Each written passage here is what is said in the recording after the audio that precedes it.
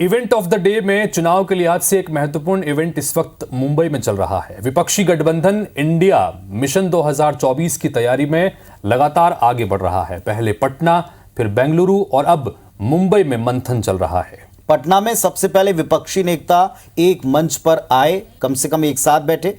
बेंगलुरु में गठबंधन के नाम पर मोहर लग गई और इंडिया पर जमकर बहस छिड़ी। अब क्या मुंबई मीटिंग में सीट के बंटवारे और गठबंधन के संयोजक पर कोई फैसला हो पाएगा? इस पर सभी की नजर है, क्योंकि इसी पर टिका है इस महागठबंधन इंडिया का भविष्य। एक रिपोर्ट देखिए।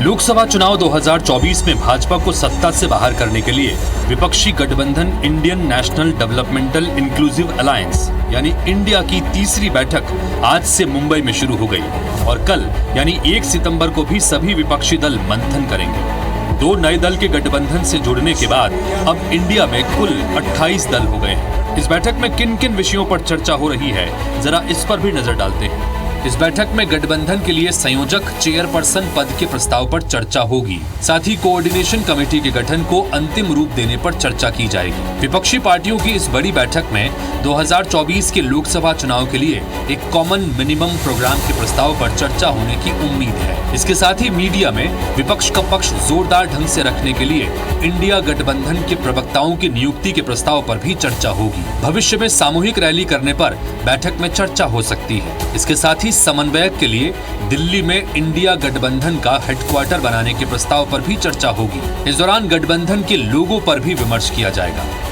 एकदम साफ है, जो सांप्रदायिक शक्तियां जो देश में दंगा फसाद कराने का काम करती हैं, भाई को भाई से लड़ाने का काम करती है, देश के संविधान पर जो खतरा है, जो लोकतंत्र पर खतरा है, उन शक्तियों से लड़ने के लिए हम लोग जो है एक हुए हैं। तो बीजेपी जितना हमें टारगेट कर रही है, उनके मन में डर बैठा हुआ है कि इंडिया भी जीत रही है।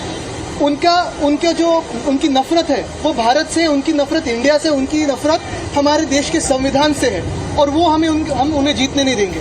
इधर बीजेपी इस गठबंधन को ठग बंधन बताकर तंज कस रही है।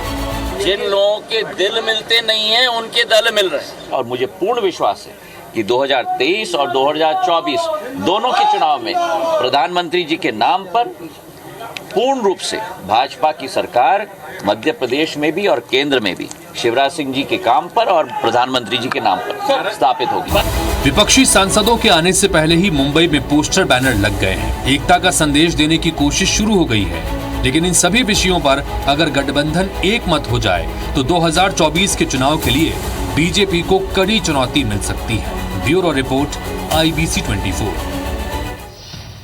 तो शिवसेना और एनसीपी के जो प्रमुख हैं वो अब की बार इसे होस्ट कर रहे हैं और इसे होस्ट करने से पहले एक और प्रेस कॉन्फ्रेंस आज सुर्खियों में रही है। बैठक से ठीक पहले ये प्रेस कॉन्फ्रेंस ली राहुल गांधी ने, वायनाड से कांग्रेस के सांसद। उन्होंने कहा कि भारत की छवि दांव पर लगी है। इस बारे में संयुक्त संसदीय समिति के गठन और गहन जांच की जरूरत है। मुद्दा वही था जिस पर वो पहले भी प्रहार कर चुके हैं। तो G20 के मेहमान यहां आ रहे हैं और यहां आकर वे पूछ सकते हैं कि यह विशेष कंपनी कौन सी है। इसका जिक्र उन्होंने बकायदा प्रेस कॉन्फ्रेंस में किया, जिससे प्रधानमंत्री के करीबी व्यक्ति चला रहे हैं।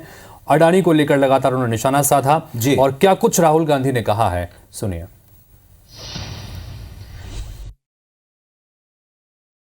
हिंदुस्तान का रेप्यूटेशन लाइन पे है। G20 हो रहा है, हम कहते हैं कि यहां पे लेवल प्लेइंग फील्ड है, हिंदुस्तान ट्रांसपेरेंट है, यहां पे भ्रष्टाचार नहीं है। और उन सबके सामने जब वो यहां आ रहे हैं, उनके सामने ये उदाहरण है। $1 बिलियन यहां से जा रहा है, स्टॉक प्राइस इन्फ्लेट की जा रही है, इंफ्रास्ट्रक्चर और एसेट्स खरीदे जा रहे हैं। जिसने इन्वेस्टिगेशन किया उसको अदानी जी ने मतलब अपनी कंपनी में नौकरी दे दी। तो ये हिंदुस्तान की इमेज को डैमेज कर रहा है। तो पहले देश की संसद के भीतर, इसके बाद सड़कों पर कई बार बयानों के दौरान और अब एक प्रेस कॉन्फ्रेंस करके राहुल गांधी ने वही बातें कही हैं। कहा है कि अडानी को लेकर इतनी ज्यादा रियायत, इतनी एक ही व्यक्ति पर क्यों फोकस होकर सरकार या प्रधानमंत्री जी काम कर रहे हैं। इस पर जवाब आता है या इस पर फिर सवालों की बौछार होती, देखना पड़ेगा। चलिए फिलहाल हम आते हैं उस इंडिया की मीटिंग पर, जिसको लेकर सबकी जिज्ञासा है कि आखिर इस गठबंधन में शामिल दलों की स्थिति क्या है। तो फिलहाल देश में 10 राज्यों में बीजेपी की सरकार है, कांग्रेस 4 राज्यों में सत्ता में काबिज है, जबकि आम आदमी पार्टी 2 राज्यों में सरकार चला रही। और इंडिया के 28 दलों में से 14 दल के प्रत्याशी पिछली बार 326 सीटों पर दूसरे नंबर पर थे, यानी कि 2019 के लोकसभा चुनाव में। मुंबई में जारी गठबंधन की बैठक में सीट बंटवारे को लेकर एक फॉर्मूला अब तक जो सामने आ रहा है, उसमें प्रमुख मुद्दा यही है। सहमति इस बात पर है कि भाजपा के खिलाफ एक मजबूत उम्मीदवार मैदान में उतारा जाना है। एक उम्मीदवार होना चाहिए हितेश, और 2019 में जिस पार्टी का प्रत्याशी दूसरे नंबर पर रहा बीजेपी के सामने, उसे ही सबसे मजबूत कैंडिडेट माना जाएगा। अब वो गठबंधन में जिस भी दल का होगा उसी एक को उतारेंगे, बाकी के दल वहां उस सीट पर कोई अपना प्रत्याशी नहीं उतारेंगे। हालांकि ये पटना में तय हो गया था, पर इस पर मोहर नहीं लगी। पिछली बार 209 सीटों पर कांग्रेस, 19 सीटों पर टीएमसी, 31 पर सपा, 19 पर आरजेडी, 15 पर एनसीपी दूसरे स्थान पर रहे। और वहीं बीजेडी, वाईएसआरसी, बीआरएस जैसे वो दल जो इस गठबंधन का हिस्सा नहीं है, वहां भी ऐसे उम्मीदवार उतारेंगे, मजबूत दावेदार माना जाएगा, जिससे भाजपा को कम से कम फायदा उन जगहों पर न होता हो। जी बिल्कुल, आप ठीक कह रहे हैं।